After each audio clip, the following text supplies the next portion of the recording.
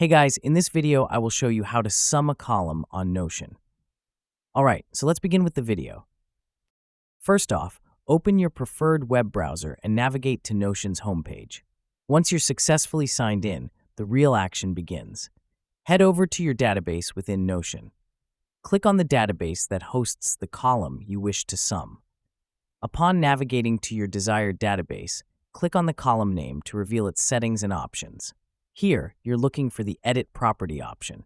Clicking on this unveils the various property types Notion supports. Among these, you'll find Number. Select Number and confirm it. This ensures your data type is properly set for summing operations. Now with your column ready to handle numerical data, let's move on to the summation itself.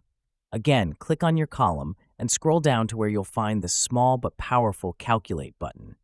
Click on Calculate, and you might see a few quick options. Ignore distractions and click on More Options. From this menu, find and select Sum. As soon as you click it, Notion immediately computes the total of all numerical entries in your chosen column. And that's it. So that is how you can sum a column on Notion.